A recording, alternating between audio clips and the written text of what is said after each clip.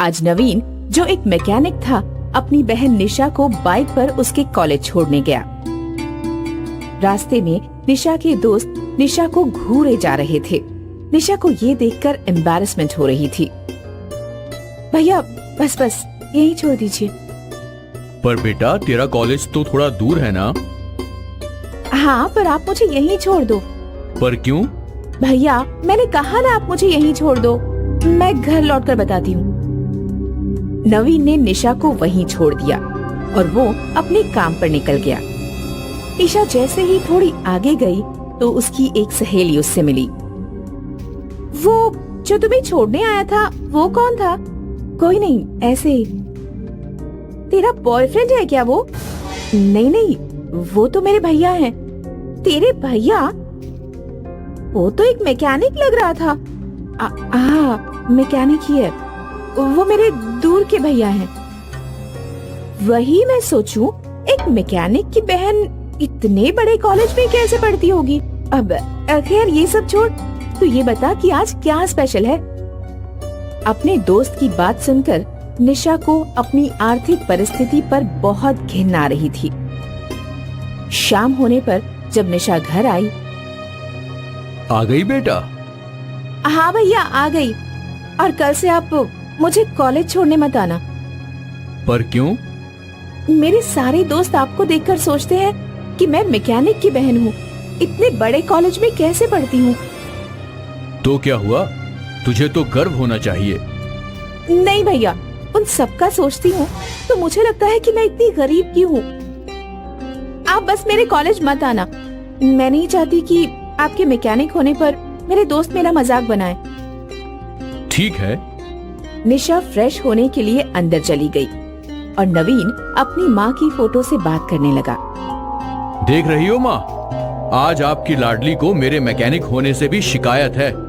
अगर आप और बाबा होते तो आज मैं भी पढ़ा लिखा होता और तब शायद निशा को मुझसे कोई प्रॉब्लम नहीं होती। पर जैसी भी है, निशा मेरी छोटी बहन है और मैं अपना कर्तव्य जरूर पूरा करूंगा। उसे पढ़ा लिखा कर बहुत बड़ी पोजीशन पर लाऊंगा। उस दिन के बाद नवीन कभी निशा के कॉलेज नहीं गया। समय बीता। निशा को अजय से प्यार हो गया। अजय एक बहुत ही पैसे वाले परिवार का लड़का था। उसके पास खुद की गाड़ी थी और बंगला भी था। I love you Ajay. I love you Nisha. शायद हमें अब शादी कर लेनी चाहिए। नेकी और पूछ बोलो, कब अपने पापा को तुम्हारे घर लाऊं? तो तुम मेरे घर मत आओ, मैं ही अपने भैया को तुम्हारे घर भेजती हूँ। जैसी तुम्हारी मर्जी। निशा घर आई और उसने अपने भैया से बात की। भैया, अजय और मैं एक दूसरे से प्यार करते हैं और हम दोनों शादी करना चाहते हैं। ये तो बहुत अच्छी बात है बेटा। लेकिन भैया, वो बहुत रईस है। उन्होंने अपने रिश्ते की बात करने बुलाया है। कहीं आपको देखकर उनका मन बदल गया तो? ऐसा कुछ नहीं होता बेटा, तू फिक्र मत कर। मैं कुछ भी करके तेरा रिश्ता तय करके ही आऊंगा। भैया प्लीज, अच्छे कपड़े पहनकर जाना। तू खुद ही अपने पसंद के कपड़े निकाल दे, मैं वही पहनकर चला जाऊंगा। अगले दिन निशा ने अपने भैया को अच्छे कपड़े पहनाए और वो अजय के पापा कृष्णा जी से मिलने उनके बंगले पर गया। आइए आइए नवीन जी, आइए। नवीन ने अंदर आते ही कृष्णा जी के पैर छू लिए। अरे मेरे पैर छूने की क्या जरूरत थी बेटा? आप बड़े हैं मुझसे और यही मेरे संस्कार हैं कि बड़ों का आदर करो। वाह, आपकी बहन बहुत ही गुणी होगी। मुझे ये रिश्ता मंजूर है। ये तो बहुत खुशी की बात है, पर आपको हमारे परिवार के बारे में और भी बातें जान लेनी चाहिए। देखिए, मैं एक मैकेनिक हूँ और हमारी आर्थिक स्थिति भी बहुत अच्छी नहीं है। मैं जानता हूँ, पर मुझे आपके मैकेनिक होने से कोई फर्क नहीं पड़ता। मुझे मेरे बेटे के लिए अच्छी पत्नी चाहिए। पैसा तो हमारे पास बहुत है। मैं बता नहीं सकता कि आपकी बात सुनकर मैं कितना खुश हूँ। तो मिठाई खा के मुंह मीठा कीजिए। जरूर। कृष्णा जी और नवीन ने मिठाई खाई और अजय और निशा का रिश्ता तय हो गया। अगर आप बुरा ना माने तो मैं आपसे कुछ पूछना चाहता हूँ। जी पूछिए ना। आपकी उम्र लगभग 25-30 होगी। जी, और सुना है कि आपकी माँ निशा के जन्म के समय ही स्वर्ग सिधार गई थी। जी, उस वक्त मैं 10 बरस का रहा होऊंगा जब निशा का जन्म हुआ था, और मेरी माँ ने निशा को मेरे हाथ में दिया और मुझसे बोली, आज से ये तेरी जिम्मेदारी है। तू इसका भाई नहीं, माता पिता दोनों है।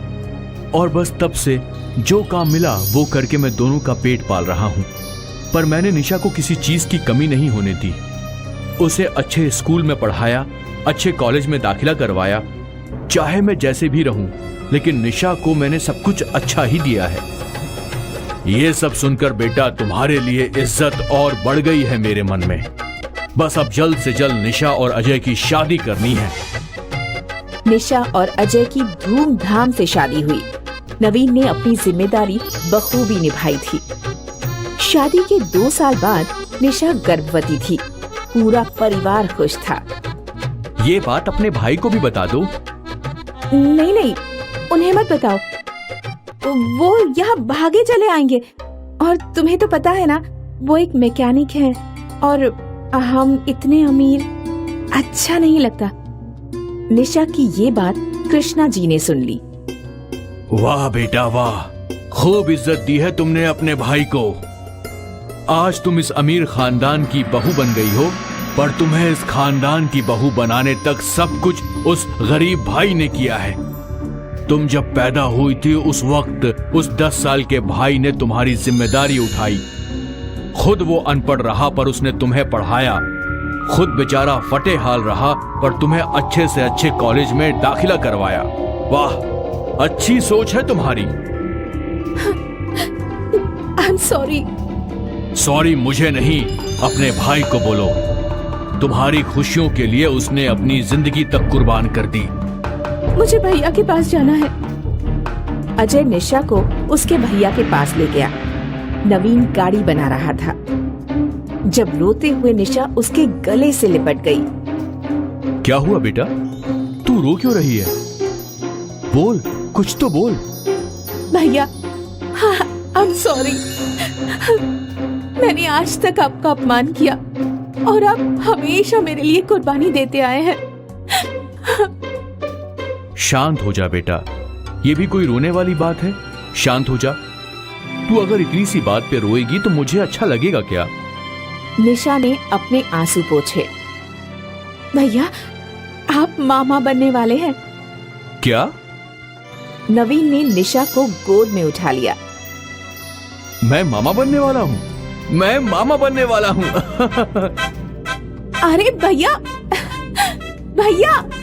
बेटा, तूने मुझे दुनिया की सबसे बड़ी खुशी दी है। आज निशा को अपने भैया पर बहुत प्यार आया, पर एक वक्त था जब निशा को अपने गरीब भाई से घिन आती थी। इस कहानी से एक बात जरूर समझ में आ गई कि अमीरी और गरीबी के बीच की दीवार तोड़ना इतना मुश्किल नहीं है।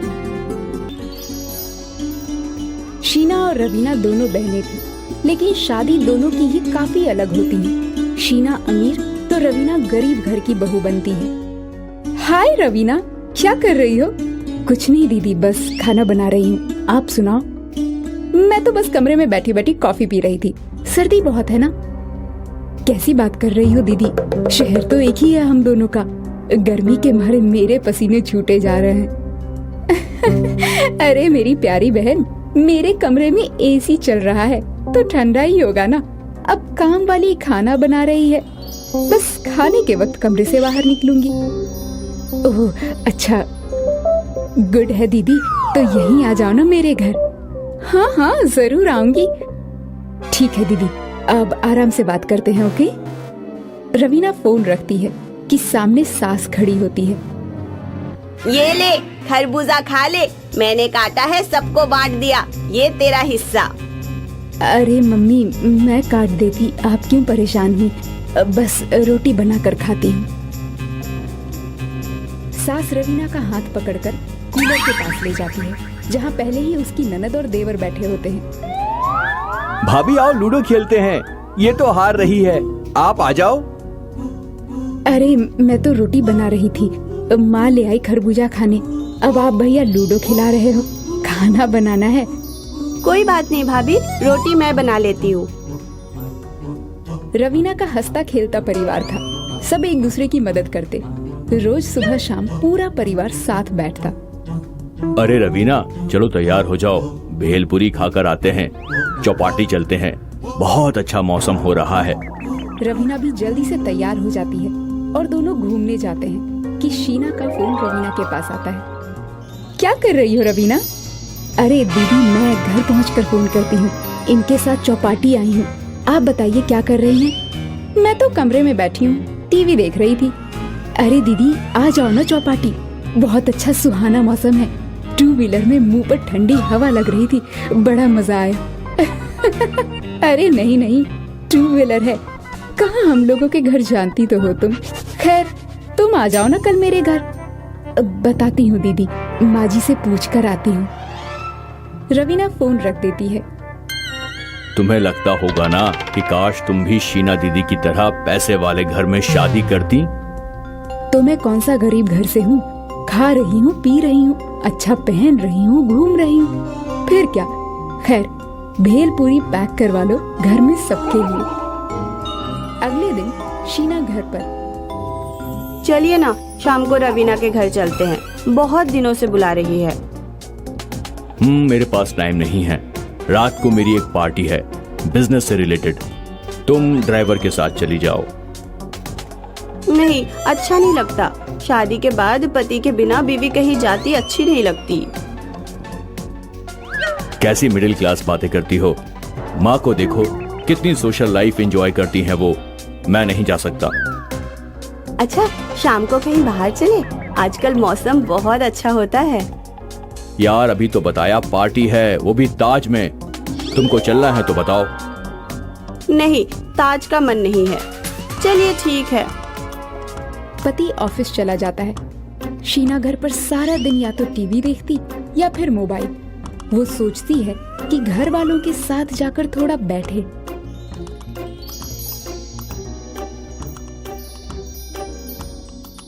हाय बेटा, कोई काम था? मेरे कमरे में कैसे आज? कुछ नहीं माँ जी, बस मन नहीं कर रहा था तो। ओह, ये तंबोला खेलोगी? हम लोग ऑनलाइन खेल रहे हैं। आप अपने कमरे में जाओ, मैं लिंक भेज देती हूँ। शीना समझ जाती है कि सास जाने को बोल रही है। शीना वहाँ से चली जाती है। थोड़ी देर में मोबाइल में तंबोला खेलती है और फिर कुछ सोचकर खड़ी हो जाती है। शीना घर से बाहर आती है और ड्राइवर को रवीना के घर जाने के लिए कहती है। मेरी बहन के घर ले चलो। जी मेम साहब। और रास्ते में कोई मिठाई की दुकान मिले तो रोक देना। शीना मिठाई की दुकान में जाती है और एक से बढ़कर एक मिठाई खरीदती है। वो बहन के घर जाती है जहाँ सारा परिवार एक साथ बैठा होता है। अरे शीना बेटा, आओ आओ, बाहर क्यों खड़ी हो? नमस्ते आंटी जी, रवीना कहाँ है? रवीना अभी तो यही थी। पता नहीं, देखना रोहन, भाभी कहाँ है? माँ, भाभी शायद आपने जो कपड़े दिए थे वो रखने अपने कमरे में गई हैं। मैं बुला लेता हूँ। अरे नहीं नहीं, मैं कमरे में ही चली जाती हूँ।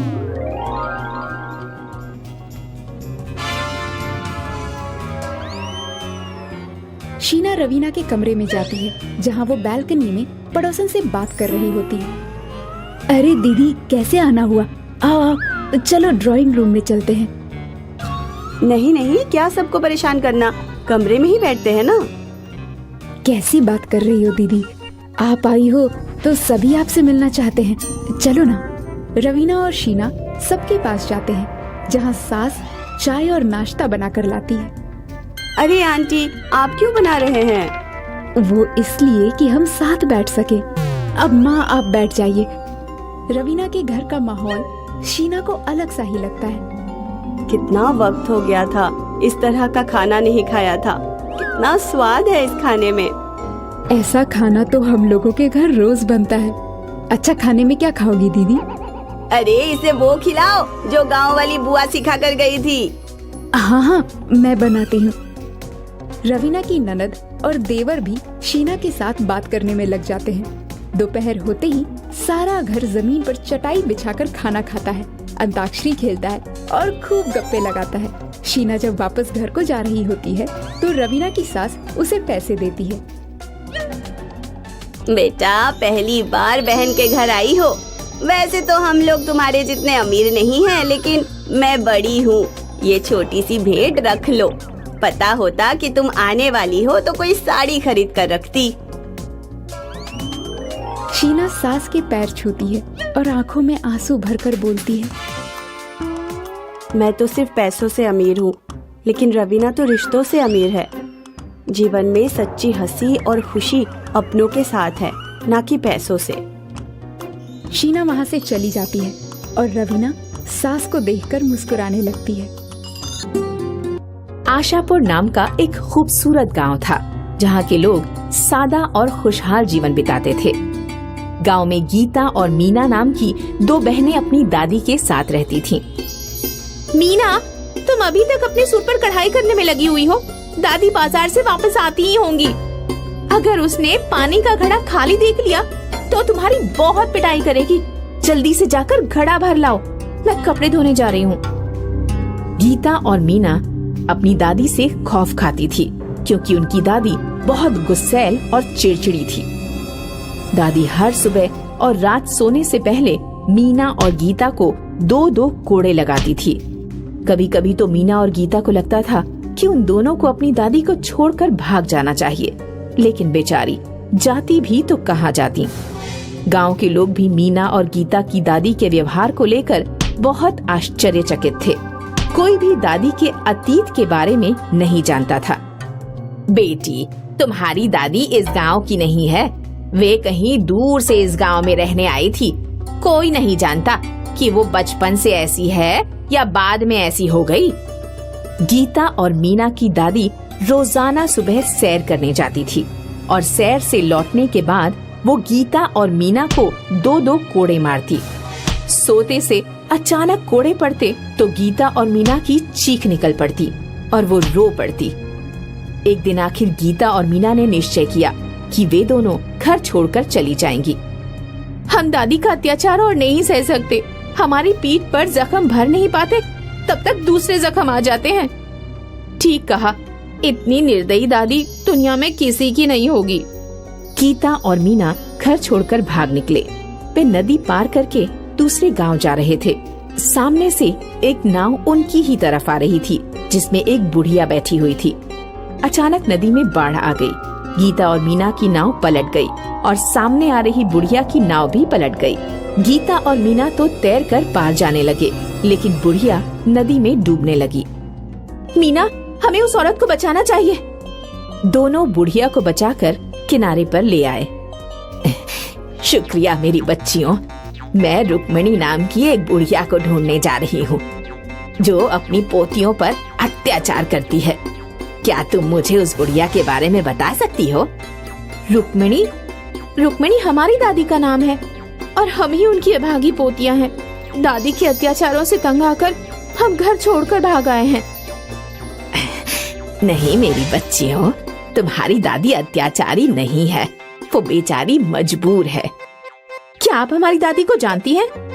हाँ, मैं तुम्हारी दादी की बचपन की सहेली हूँ। मैं तुम्हें सारी बात बताती हूँ। जब से सृष्टि की रचना हुई है, तब से यहाँ प्रेम मौजूद है। प्रेम पाने के लिए कभी कभी व्यक्ति अंधा हो जाता है। तुम्हारी दादी जब जवान थी तो रजनीश नाम का एक लड़का उससे प्यार करता था। रजनीश के पिता एक तांत्रिक थे और जादू टोना जानते थे। रजनीश भी बचपन से ही तंत्र मंत्र की विद्या में पारंगत था। रजनीश तो तुम्हारी दादी से प्यार करता था, लेकिन तुम्हारी दादी रजनीश से प्यार नहीं करती थी। वो तुम्हारे दादा यानी जय सिंह से प्यार करती थी। जब तुम्हारी दादी रुक्मिणी ने जय सिंह से शादी कर ली तो रजनीश गुस्से से पागल हो गया। रुक्मिणी से मैं प्यार करता था, उसका प्रेम सिर्फ और सिर्फ मुझे मिलना चाहिए था। रुक्मिणी ने जय सिंह से शादी करके बहुत बड़ी गलती कर दी। अब मैं उन दोनों का जीना मुश्किल कर दूंगा। रुक्मिणी और जय सिंह तांत्रिक रजनीश के डर से गांव छोड़कर भाग गए। वे काफी दिन जगह जगह भटकते रहे। फिर उन्होंने भीमगंज नाम के एक गांव में पनाह ली। कई साल बीत गए।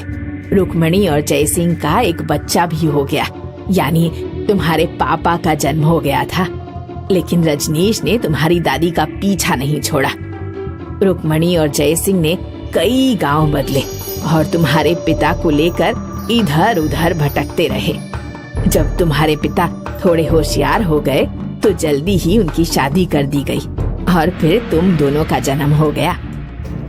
रुक्मणी और जयसिंह ने सोचा कि शायद रजनीश अब तक मर गया हो, इसलिए एक बार वे अपने गांव वापस घूमने गए। तभी रजनीश ने अपने आदमियों के साथ उन्हें पकड़ लिया।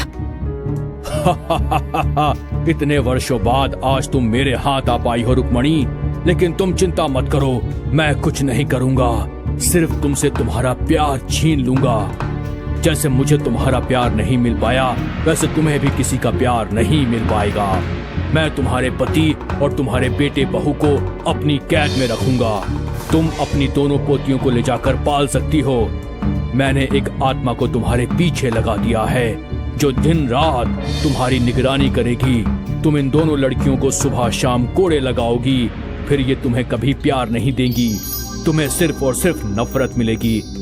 जिस दिन तुमने अपने पोतियों को कोड़े नहीं लगाए, उस दिन मैं तुम्हारे पति और तुम्हारी बेटी बहू की बलि चढ़ा दूंगा। इसीलिए ही तुम्हारी दादी तुम्हें कोड़े मारती है और नफरत करती है, ताकि तुम्हारे माता पिता की जान बची रहे। तो अब हमें क्या करना होगा?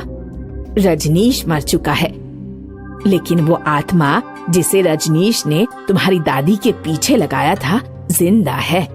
तुम्हारे माता पिता एक पिंजरे में कैद हैं, जिसमें कोई ताला नहीं लगा है। उस आत्मा को खत्म करने और पिंजरे को मिटाने का एक ही तरीका है, दक्षिण में स्थित काली नदी का पानी। उस नदी के किनारे एक दानव रहता है जो तुमसे एक पहेली पूछेगा। अगर तुमने पहेली का सही जवाब दे दिया तो तुम नदी से काला पानी ले सकोगी। उस काले पानी को तुम्हें अपने मम्मी पापा के पिंजरे और अपनी दादी पर छिड़कना होगा। तब पिंजरा और वो आत्मा दोनों हमेशा के लिए गायब हो जाएंगे। गीता और मीना तुरंत ही दक्षिण की तरफ काली नदी का पानी लेने चल दिए। उन्होंने देखा एक बहुत बड़ा दानव नदी किनारे बैठा है। दानव जी, हम नदी का पानी लेने आए हैं। पानी लेने के लिए तुम्हें मेरी एक पहेली का जवाब देना होगा। यदि तुमने गलत जवाब दिया तो मैं तुम दोनों को नदी में डुबा दूंगा। बोलो, पहेली पूछूं या नहीं पूछूं? हाँ, हम तैयार हैं, क्योंकि हमें अपने माता पिता और दादा दादी को नई जिंदगी देनी है। आप पहेली पूछिए।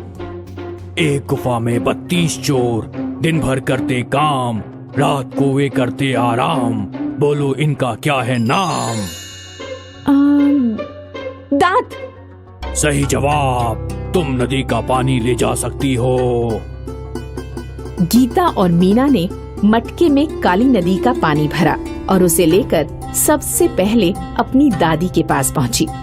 दादी पर जैसे ही उन्होंने पानी डाला, पास ही में एक आत्मा उन्हें दिखाई दी जो जलकर मर रही थी। फिर वे पानी लेकर अपनी मम्मी पापा और दादा के पास पहुँचे और उन्होंने पिंजरे पर पानी डाला। पिंजरा अचानक गायब हो गया। इतने सालों बाद रुक्मणी अपने पति, बेटे और बहू से मिलकर बहुत खुश हुई। उनका परिवार अब खुशी से और एक दूसरे को प्यार देकर रहने लगा। शिवानी 18 वर्ष की थी जब घर की सारी जिम्मेदारी उस पर आ गई थी। मैं सोच रही हूँ कि अशोक को भी ढाबे पर काम पर लगा दूं। कम से कम घर चलाने में कुछ तो मदद हो जाएगी। नहीं माँ, अशोक अभी छोटा है, उसके पढ़ने की उम्र है और मैं चाहती हूँ कि वो पढ़ लिख कर बड़ा बने। तेरे बाबा जिंदा होते तो वो पढ़ सकता था, पर अब वो ही नहीं रहे तो किसी को तो घर की जिम्मेदारी संभालनी होगी ना। मैं हूं ना माँ, मैं संभाल लूंगी जिम्मेदारी। पर बेटी, तू ये कैसे करेगी? कर लूंगी माँ, तो चिंता मत कर। शिवानी ज्यादा पढ़ी लिखी नहीं थी, इसलिए उसे कोई अच्छी नौकरी नहीं मिली, तो उसने लोगों के यहाँ घर का काम करना शुरू कर दिया। वो 3 घरों का काम कर रही थी। सुबह 7 बजे घर से निकलती थी तो रात को 8 बजे घर लौटती थी, वो भी पूरी तरह थकी हारी। इतनी मेहनत मुशक्कत करके शिवानी ने अपने छोटे भाई अशोक का एडमिशन इंग्लिश मीडियम स्कूल में करा दिया। फिर क्या था, हमारे घर के हालात इतने अच्छे नहीं है शिवानी, तुझे अशोक का एडमिशन इंग्लिश मीडियम स्कूल में नहीं करवाना चाहिए था। अब उसकी पढ़ाई का खर्चा कैसे संभालेगी? माँ, तुम कितनी चिंता करती हो, सब हो जाएगा, फिक्र मत करो, मैं सब कर लूंगी। शिवानी ने और घरों में काम वाली का काम शुरू कर दिया। अब वो रोज सुबह 6 बजे घर से जाती और 9 बजे लौटती थी। दीदी, तुम इतना काम क्यों करती हो? मैं काम नहीं करूंगी तो हमारा घर कैसे चलेगा छोटे? दीदी, मैं सोच रहा हूँ कि मैं पढ़ाई छोड़कर कोई काम ढूंढ लूँ, तुम्हारी मदद हो जाएगी ना? नहीं, बिल्कुल नहीं। तू जब पढ़ लिख कर बड़ा ऑफिसर बनेगा ना, तब मेरी मदद करना, समझा? अब जाकर स्कूल की पढ़ाई कर। ऐसा करते करते शिवानी की जिंदगी के 5 साल निकल गए। एक दिन की बात है, शिवानी के लिए एक रिश्ता आया था। देख शिवानी, लड़का बहुत अच्छा है, पढ़ा लिखा है, अच्छा कमाता है, तू इससे शादी करके बहुत खुश रहेगी। माँ, मेरी शादी के बाद आप दोनों का क्या होगा? क्या मेरा होने वाला पति आप दोनों की जिम्मेदारी संभालेगा? ऐसा थोड़ी होता है। अगर ऐसा कोई रिश्ता हो तो मैं बिना देखे शादी करने के लिए तैयार हूँ। ऐसा कोई नहीं करेगा। तुझे क्या जिंदगी भर कुंवारी रहना है? अगर मेरे नसीब में यही लिखा है तो यही सही। दुर्गा अपनी बेटी को बहुत समझाने की कोशिश करती रही, पर शिवानी उसकी एक नहीं सुन रही थी। शिवानी की जिद सुनकर दुर्गा परेशान थी। एक दिन दुर्गा की बहन उससे मिलने आई। क्या हुआ दीदी, आज कुछ ज्यादा ही परेशान हो? हाँ, अब क्या बताऊं तुझे, शिवानी की शादी का सोचकर परेशान हूँ। पर उसके लिए तो कोई अच्छा रिश्ता आया था ना? रिश्ता आया तो था, पर वो शादी के लिए मान नहीं रही है। पर क्यों? वो बोल रही है कि वो तभी शादी करेगी जब उसका होने वाला पति मेरी और अशोक की जिम्मेदारी संभाले। अब तू ही बता, ऐसा कभी होगा क्या? कोई दामाद अपनी सास और साले को संभालता है क्या? ऐसा तो मुश्किल है, पर मैं शिवानी की बात समझ गई। उसको आप दोनों की चिंता है। मैं भी समझ रही हूँ, पर तू तो देख रही है, उसकी उम्र बढ़ती जा रही है। ऊपर से वो दिन रात लोगों के घरों के काम करके खपती जा रही है। उसे भी तो सुकून की जिंदगी मिलनी चाहिए ना? मिलेगी, जरूर मिलेगी। शिवानी की सोच बहुत अच्छी है। एक दिन उसे सारी सुख सुविधाएं जरूर मिलेगी। मेरी भगवान से यही प्रार्थना है कि उसे ये सब जल्द से जल्द मिले। इस बात को अभी कुछ ही दिन हुए थे। शिवानी अपने घर लौट रही थी, तभी रास्ते में उसे ऐसा लगा कि कोई उसका पीछा कर रहा है। शिवानी डर गई और दौड़ने लगी। वो जो चीज थी वो भी शिवानी के पीछे पीछे दौड़ने लगी। आखिर फिर शिवानी एक पत्थर से टकराकर जमीन पर गिर गई। कौन हो तुम? मेरा पीछा क्यों कर रहे हो? शिवानी ने देखा कि वो अजीब सी चीज एक बौना था। उस बौने ने शिवानी को एक संदेश दिया और वो बौना गायब हो गया। शिवानी को कुछ समझ में नहीं आ रहा था कि क्या हो रहा है। शिवानी उठकर खड़ी हुई और फिर उसने वो संदेश खोला। तुम हमें नहीं जानती, पर हम तुम्हें अच्छे से जानते हैं। शिवानी, हम जानते हैं कि तुम अपने भाई और माँ की जिंदगी खुशहाल बनाना चाहती हो। हम तुम्हारी मदद कर सकते हैं, पर बदले में तुम्हें हमारा एक काम करना होगा। कल सुबह 4 बजे यही तुम्हारा इंतजार करेंगे। ये संदेश पढ़कर शिवानी परेशान थी कि आखिर बौने कौन थे और वो कैसे उसकी मदद कर सकते हैं। पर शिवानी अपने भाई और माँ की जिंदगी खुशहाल बनाना चाहती थी, इसलिए उसने सोच लिया था कि वो बौनों से जरूर मिलेगी। अगली सुबह 4 बजे शिवानी उसी ठिकाने पर पहुंच गई। 2 बौने उसका वहां इंतजार कर रहे थे। मैं बौनों का राजा हूँ, मैंने ही तुम्हें यहाँ बुलाया। तुम्हें मेरा एक काम करना होगा। अगर तुमने वो काम कर दिया तो मैं तुम्हें इतना सोना दूंगा कि तुम्हारी 7 पुश्तें भी बैठकर खाना खाएंगी। हाँ, कैसा काम? और मैं ही क्यों? आओ मेरे साथ। राजा बौना शिवानी को एक गुफा के पास ले गया। इस गुफा में एक पिंजरे में मेरी रानी को कैद किया गया है। ये जादुई गुफा है। मेरी रानी को एक जादूगर ने कैद किया है। इस जादुई गुफा के अंदर जाने वाला बौना जिंदा नहीं लौटेगा, पर इंसान को कुछ नहीं होगा। अगर तुम इसके अंदर जाओ और मेरी रानी को बाहर ले आओ तो मैं तुम्हें बहुत सारा सोना दूंगा। ये मेरा वादा है। इस गुफा में कोई खतरा तो नहीं? कुछ सांप बिच्छू होंगे, पर बाकी कोई खतरा नहीं है। सांप बिच्छू सुनकर शिवानी सोच में डूब गई। ज्यादा से ज्यादा मैं मर जाऊंगी, पर अगर मैं जिंदा बाहर आ गई तो अशोक की जिंदगी संवर जाएगी। ठीक है, मैं तैयार हूँ। शिवानी उस गुफा के अंदर गई। गुफा में बहुत अंधेरा था। एक सांप शिवानी को अपने फन से डरा रहा था। शिवानी घबराई हुई थी, पर फिर भी वो अंदर गई। अंदर एक छोटे से पिंजरे में बौने की रानी कैद थी। वो रही रानी। शिवानी ने वो पिंजरा खोला और बौनों की रानी बाहर आई। बौनों की रानी ने जादू किया और सारे सांप बिच्छू गायब हो गए। फिर शिवानी रानी को लेकर गुफा से बाहर आ गई। रानी को देखकर राजा बहुत खुश हुआ। उसने अपनी रानी को गले लगा लिया। बहुत अच्छे शिवानी, ये रहा तुम्हारा इनाम।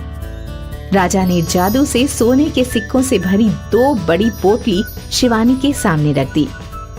मुझे तुमसे बस एक ही सवाल करना है। जी पूछिए।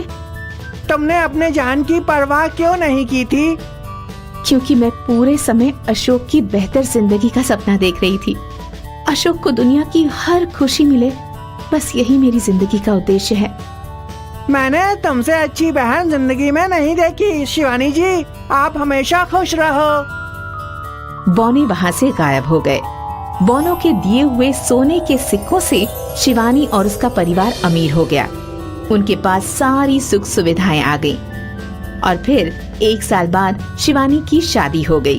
दुर्गा का सपना पूरा हुआ और सब कुछ सही हो गया। इस गरीब बहन का प्यार ही वजह थी कि आज सब कुछ सही था।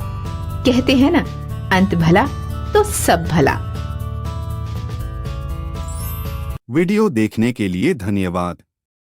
अपना प्यार बनाए रखें, लाइक, शेयर और सब्सक्राइब करें।